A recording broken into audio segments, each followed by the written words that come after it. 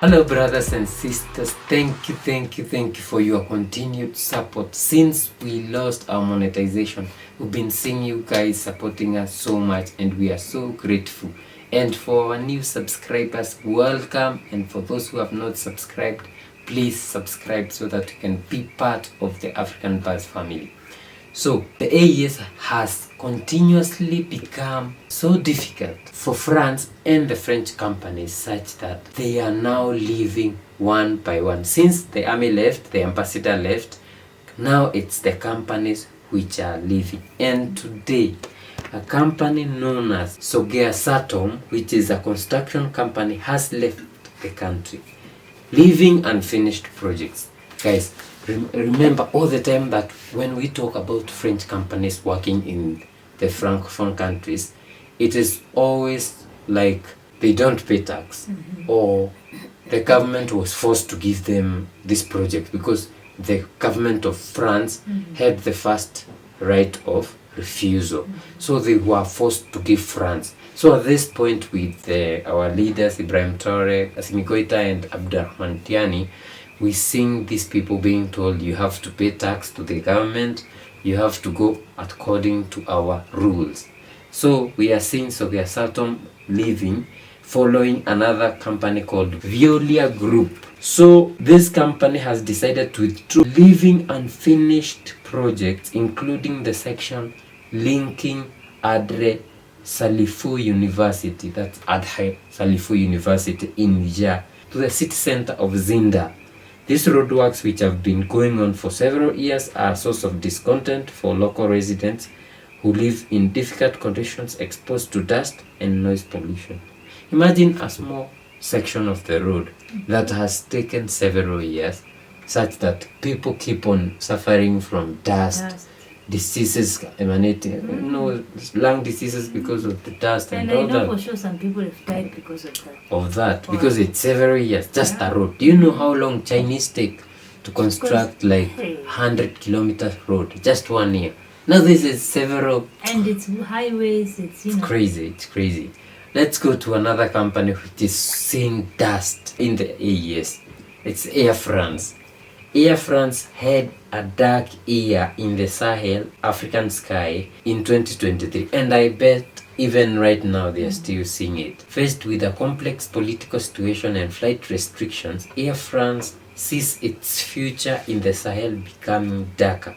The year 2023 was particularly difficult for Air France in the Sahel. The French airline was forced to suspend its flights to Niger, Mali and Burkina Faso following diplomatic tensions between these countries. You remember, guys, when these guys, France said we are suspending Air France, right? Then at some point they say now we want to come back. Don't. Stay there. We don't. And these guys say now we will start our own airline. So the situation has had a major financial impact on Air France, and the company suffered significant losses estimated at several million euros. The suspension of flights also deprived Air France of a significant part of its passenger and freight traffic. Man, that is how stoic these leaders are. You say something, you stick by it until these guys say we have to rhyme by him. We have to go by his rules. Yeah, or just go out. Yeah. Do you know what is happening? These guys were used to not delivering for all these years that they've been in the Sahel. So for them, the culture of just being there physically but not working, it had been in their normal day system of doing things. So you are there, you have a company, it's supposed to work. It's like government offices in most African countries. Very, very, very slow, very, very unproductive. So you are there for years, just a small road, you can't deliver on that. So it's very difficult to change. You know, when the government changed, the government like took a whole 360 turn from a useless government to a government that says we need work to be done. And then you have a company that is used to sleeping around and spending 50 years on one small road. It's very difficult for them to turn around unless they change the people in that whole company. So they've been used to just laying back and Now when these guys are saying, hey, what are you doing? Work on this. Why? They are like, hey, we are not used to this culture of this work. Let us just go. Do you know what is happening in Burkina Faso? There's a company called Prafas. I think it's a manufacturing company. It's a signed contract with China. It's like Chinese and Burkina Faso that are coming together to create this company. The way those guys have revived that company, the manufacturing part of things in Burkina Faso, things are just moving fast. And here you are with your French company failing to deliver on just small roads. Go! You know, this reminds me of the Thomas Sankara Airport in Ouagadougou, Burkina Faso. It was being constructed by some French company, and Ibrahim Traore took it back, you remember? And at some point, it was very unsafe that some accident had happened and some people died. This is what, because these projects are an avenue of corruption.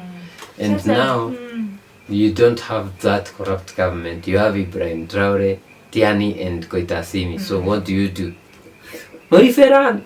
Back to your countries. Most of these French companies are just ways of France trying to get employment for its people. Not even employment, like these people live good lives in Africa.